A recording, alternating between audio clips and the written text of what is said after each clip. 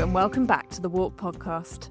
I'm Amy Rodgers, and you may know me as Head of Content for WARC Creative, but I now also head up Effie Insights, which is a new Lions product launched this year, and it's home to all of the Effie case studies and analysis of those case studies. And at the crossover of those two worlds, there's a set of awards very relevant to my interests, and that's the Cannes Lions for Creative Effectiveness. Today, we're diving into WARC's report into what you can learn from this year's winners of those Lions and some of the key themes emerging from the work. Joining me is the report's author and the other member of the Effie Insights content team. It's John Bizzell.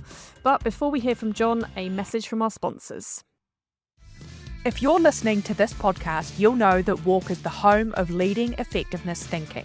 And now we're teaching you everything you need to know about the fundamentals of strategy. WARC Strategy Fundamentals is WARC's new digital course for junior or entry-level strategists. You'll learn from award-winning case studies and hear directly from top strategists and WARC's own experts, giving you the latest industry insights alongside proven, practical frameworks. Sharpen up your skills to excel in 2026 with WARC Strategy Fundamentals. Available now at warc.com/learning. Hello, John.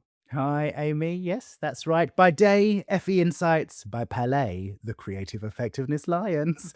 And we may have launched a new product, but come June, I just cannot wait to get back into the Cannes jury room. And this was actually my 4th year embedded with the Creative Effectiveness jury. And, I think it always gives WARC's report a real behind-the-scenes edge. Yeah, definitely. It's something that I have spent time in that room before as well. And it just gives you such a great insight into what goes on judging those awards behind the scenes. And I spent some time with this year's jury myself. Actually, I interviewed the president, Bizzell Toledano, and jury member Jane Wakely for a previous episode of the WARC pod.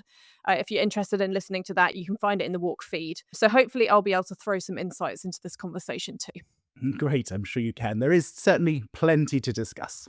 Yeah, let's get into it then. First, for the benefit of listeners who might be unfamiliar, could you just give us an idea of how the entries into the creative effectiveness category differ from other Lions categories? Yeah, good question. So the vast majority of the awards in Cannes focus on creativity, of course, but the Creative Effectiveness Lions are a little bit different because these campaigns have already been recognised for their creativity in a previous year. So they have to have either won or been shortlisted in order to be eligible for this Lion. And then they come back to be considered by another jury for how effective that creative idea ultimately was for the brand. And, this is often why the Creative Effectiveness jury consider themselves to be judging the best of the best, and it's a tough gig and they take it really seriously. Yeah, they definitely do. Bizzell and Jane talked about this a lot in our chat, actually, how the team were really focused on getting this right, on getting the effectiveness part of the equation right. So the comparative indices Entrants had used to measure success and interrogating the cultural context around the work to make sure that the results that they were looking at really made sense within the context of the work themselves. Let's drop in a clip from that conversation, actually, where Bizzell and Jane are talking about analysing the data behind all of the entries. Because we were creative effectiveness, we're also looking at a lot of analytics and results. And what I found was our different experience with the data made us as a collective much more incisive on whether, this case, we may all love it creatively, but did it drive impact behaviourally, in terms of the good it does for society, whatever the objective was. And we had some killer discussions about retention, acquisition, penetration, growth in value, growth in volume. And the people, they were not joking about the figures. They all did their homework before to come. And so the level of the discussion was the level of CMO, CEO debating of, is it a real growth or is it a value growth without volume growth? Does it change in terms of share of market? And after all this, does it change in some way the life of people? At the start of that clip, Jane spoke about the different experiences the jury brought to the data discussion, and she previously talked about how the diversity of the jury in the room really helped with that. They all brought kind of different perspectives from their different cultures into the room. And she talked about how much of a boost to the conversation that was, even when they were talking about data. Yeah, and culture, or at least cultural insight, is the first big theme we look at in this year's report. And specifically, we're talking about brands who are really listening to culture and then putting the insights they find at the heart of their strategies rather than perhaps more sort of traditional customer insight. And we saw this in the two most successful campaigns. So Pedigree Caramello, which took one of the golds, and then AXA 3 Words, which took the second gold, but then also the Grand Prix. Yeah, 3 Words has performed incredibly, really, for AXA and Publicis, the agency behind that work. That campaign came top of the WARC Creative 100 ranking this year. And we actually have a podcast where I speak to Marco Venturelli from Publicis and Alice Holzman from AXA about this campaign. So if you want to hear more about the background to that one, check out the episode of the pod once you've finished this one. And interesting to see Pedigree there too, an Effie Grand winner, of course, both in its original market, Brazil, and then at the LATAM-wide show. And I also interviewed the CSO behind this campaign, and that's Almat BBDO's João Fernandes, when we were in Cannes for Effie Insights. And it's such a clever idea. We really talked a lot about kind of the background to it, and it's a huge campaign, so worth having a look at that one as well if you've got access to Effie Insights. Yeah, both of these campaigns have genius elements, really. So you've got Pedigree, who are kind of going against everything that name stands for to recognize these mixed breed Caramello dogs. That's what they're called in Brazil. And they got them recognized as a breed. They set up a kennel club for them. And it's completely connected with Brazilian people. So we had a Brazilian member of the jury for creative effectiveness, and he talked about Brazilians seeing themselves as underdogs. And so that's why they connect with these literal underdogs. And of course, by doing that, Pedigree are just expanding the market for their product, which is so clever. Yeah, it's a really impressive campaign. Let's put a clip in here from that interview I did with João, where he gives a bit more context to why that campaign connected so well culturally with people in Brazil. And just to give this clip a bit of context, we just discussed that the addressable market for owners of mutts in Brazil was around 30% of the population.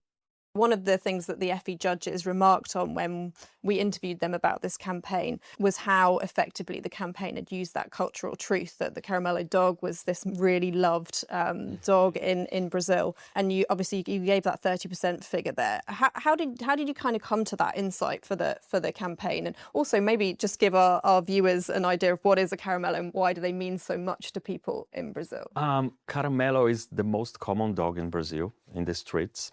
And it's like an icon. It's a kind of hero, because the Caramello is like, it has something of the Brazilianness every person in Brazil has, which is like, okay, we are a kind of underdog. So it is like funny, it is sympathetic, it is smart. So this is a kind of, we have a relation with Caramello as like it is our version in a dog version, you know? Yeah. So this is very iconic in Brazil, very celebrated, but at the same time, it's the least adopted dog. So it's a contradiction, you know? So how this dog is celebrated is like memes, it is like films, every film has a Caramello. Yeah. So it's a very iconic, but when you are going to adopt a dog, you say, no, I'm going to adopt a purebred dog, not a Caramello one. You can check out the case study on WARC to have a look at the results for that campaign, but Pedigree really used that cultural insight to firstly make a huge difference to mutt adoptions in Brazil, but also, as I said before the clip, they gained some of that 30% of the population who owned mutts as Pedigree customers.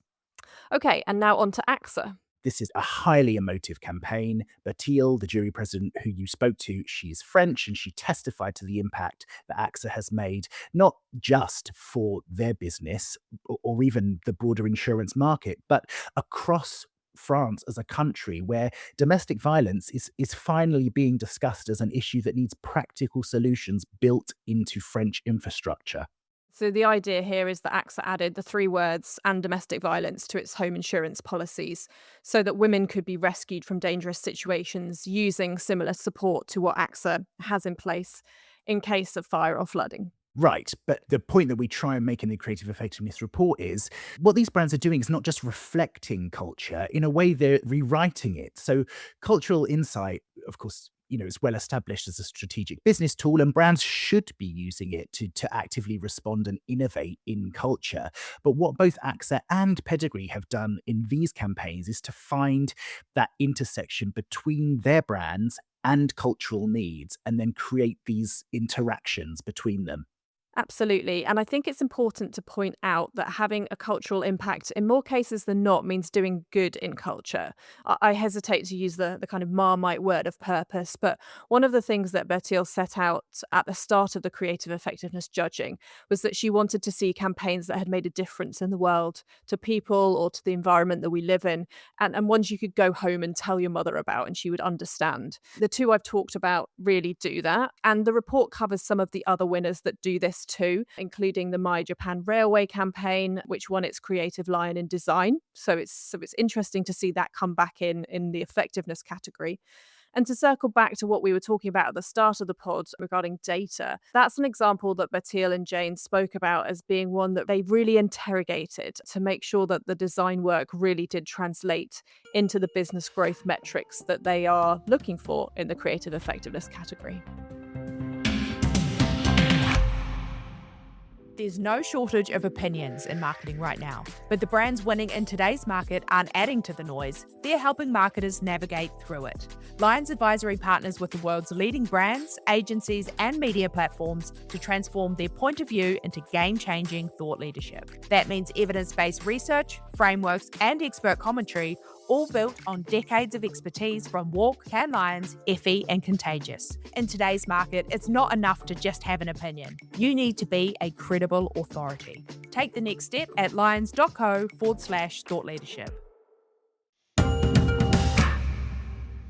Okay, what's your next key theme? So next, we look at campaigns that turn brand assets into interactive tools. So just to be clear here, before we start unpacking that, we're not talking about creative assets like campaign assets. We're talking about actual products or kind of brand equity here. Yeah, correct. So that's how we're using the term. And it's probably easier if I give an example. So Vaseline Verified is a good one. This is a brand that's over 150 years old, I think, and everyone has a jar or a tin of Vaseline in their cupboard.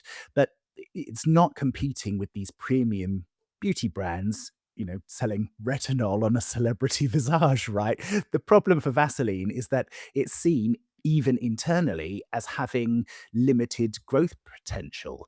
And so they know that people use Vaseline for a million different things. And if people post videos of these in this campaign, they had scientists verify whether the hack actually works. And if so, they then give them a Vaseline verified badge. What this means is there is zero investment in product innovation by the brand and really very little investment in marketing as the users are creating all of this content. And then suddenly they have this explosion of new use cases and community-driven reach.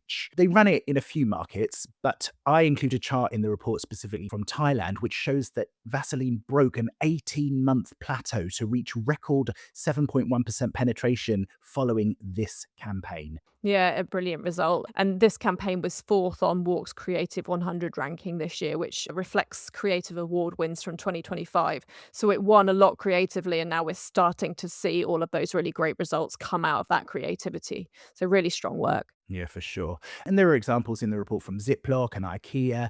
They're all creating interactive experiences from product elements that they already have, and they use these to foster deeper brand involvement. Yeah, it's really interesting, and some really great examples of where brands have really baked their product into the mechanic of the campaign. Right, we better get onto your third key theme, which is all around reimagining social to build brand. So what campaigns fell into this group? Well, I think you could put Vaseline in this group again, another good example of a social first strategy. But we also look at the Uber Eats Super Bowl campaign. This is where they have people identifying sort of hidden food terms throughout American footballs, kind of a conspiracy idea. And then we have the IKEA Canada campaign, You Up. You up? I'm always up, but mostly for the same reason as most of the audience for this campaign, because I too probably need a new mattress. So this is a really cute idea from IKEA. Basically, they found that Canadians just weren't thinking of IKEA as somewhere where you could buy a new mattress. And so the brand sends out these late night DMs asking customers, you up? And this is, I guess, playing into let's say, a famous exploratory approach to asking if someone wants company. I think that's the best way I can describe it on a podcast. And then if customers replied to this message, IKEA told them that they were up, probably because they needed a new mattress, and then they offered them a 15% discount. Now, the interesting thing for me here, I think, from being in the jury room, is that whilst DMs are the nugget of the idea of this campaign, they weren't really sent out en masse, and the jury actually really interrogated that in the room because it's not technically possible to do that in a lot of platforms. But what happened is the way that the people who received these DMs interacted with them and then shared them across their own socials, that's what really made the campaign blow up. And IKEA, what they're doing here is leaning into platform native behavior. They then let the customers become the creators, whose buy-in means that the campaign's reach continues even when their investment stops. Got it. Yeah, a really interesting one. You also share some really useful insights into what future entrants for the Creative Effectiveness Lions should do to boost their chances of winning. I know Bertil and Jane shared some tips with me on the podcast too. So listeners, if you're thinking about entering for this award next year, WARC has you covered. We certainly do. And as well as the report, WARC has all of the entries for this year's Creative Effectiveness Lions. So there's a whole new treasure trove of case studies live for subscribers to get their teeth into. Yeah, and if effectiveness case studies are your thing, you should definitely also check out Effie Insights, where we have thousands more award-winning campaigns from around the world available now. Yes, and more analysis from you and me to help people get the most out of those too. Absolutely. But start with WARC's report on the insights from the Creative Effectiveness Lions, available to all WARC subscribers now. John, thanks for joining me and sharing some highlights. And listeners, thank you for joining us too. There's lots more content from Can in the podcast feed, so don't miss that. And make sure you subscribe to get future episodes delivered straight to your preferred platform. That's all from me. Goodbye.